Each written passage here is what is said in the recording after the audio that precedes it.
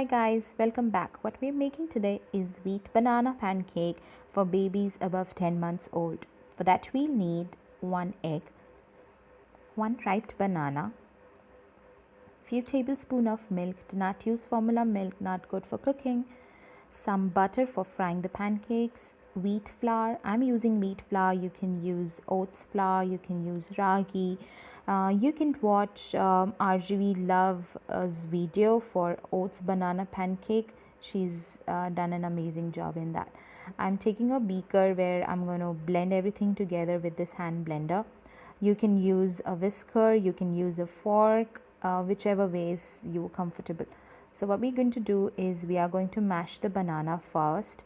If you are going to use a whisker or you're going to whisk it with a fork, you do it properly. You have to do the mashing in a proper manner so that there are no lumps. Because I'm going to do it in the blender, I might as well keep some lumps. It'll anyways get blended together. So there we go, it's all mashed up properly, and I'm going to add this into the beaker where I've already broken 1 egg in it. Broken. Okay, so there's the banana in it. I'm going to add the wheat flour. I'm going to add 2.5 tablespoons. You do not need to be very precise in how many tablespoons you need, depending on what flour you are going to use and the thickness of the liquid. You can adjust the amount of flour in it. So I have used about 2.5. We are not going to make a very thick paste, nor we are going to make a very thin paste. So we'll see how the consistency is. I'm adding Patanjali honey. I did not show this earlier because it's completely optional. I like to put it here because Aryan likes it and it has a lot of nutritional property. Anyways, the mixture is going to be sweet because of the banana, so you can skip it totally, your wish. So I've added a little bit of honey in it. That tastes really good. So, oops, the spoon fell. So I'm just gonna mix it everything together before adding the milk to see the thickness or how much milk I need to add. You can use a fork to whisk, as I said it earlier, but I'm going to use the blender and mix it well.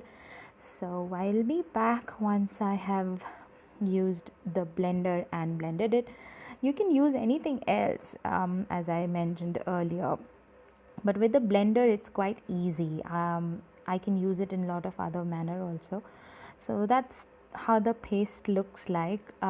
It's a little thick than my desired consistency, so I will be adding a little bit of milk in it. I think about 1.5 or 2 tablespoon of milk.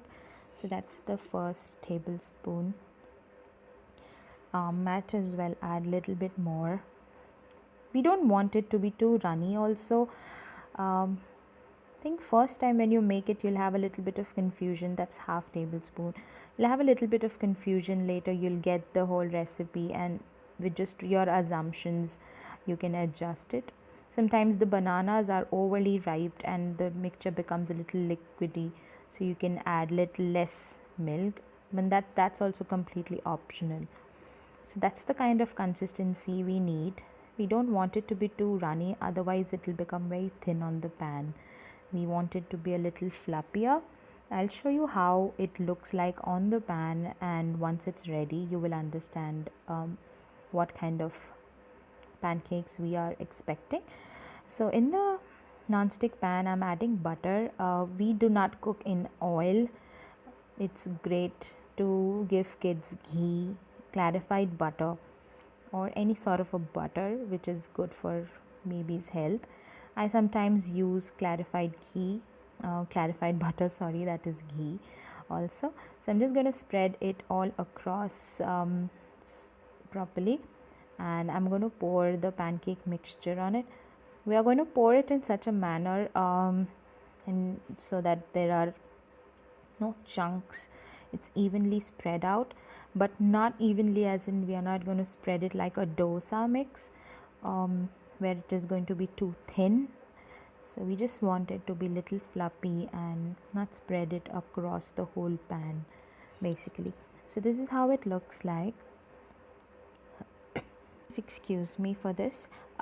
What we're going to do is we're going to put the flame on high for a while, cook it for few seconds, maybe about half a minute or so. It doesn't take a long to cook.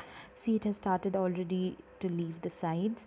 So we're gonna cook on high for a while and then probably reduce the flame. We'll just check how it goes.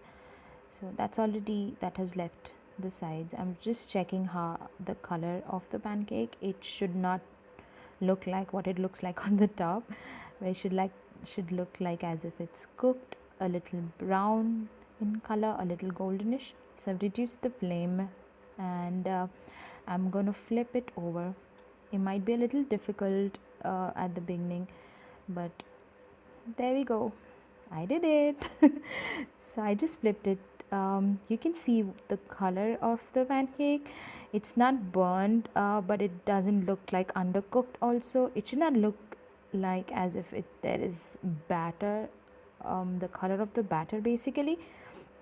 So it should look like this. If it gets a little overcooked, then there could be a burnt smell which the kids might not like, and we don't want to give them burnt food also. So I'm just going to spread a little bit of butter around so that it just drips under the pancake and cooks the second side. I'm sorry for the smoke. So on the high, it just got cooked for a few seconds and I reduced the flame. You see on the other side also it's cooked very properly and quite neatly it's done. It's very smooth. It would not look like as if it's underdone. We don't want to give them raw food. So it's about done and we are going to just plate it and give it to Aryan and see how he reacts to it, though he really likes it. These are quite fluffy. You can see how fluffy they are. They are not thin and they just literally melts inside your mouth. You can also eat this. They are very tasty. You can eat it with peanut butter. You can eat it. Oh, I'm sorry, I broke it, but that's okay. I did click a pick before that. Okay, so you can use it with Nutella. You can use a jam. You can use butter. You can use honey, and you can use maple syrup also. Please do get back to me and let me know how it turned out.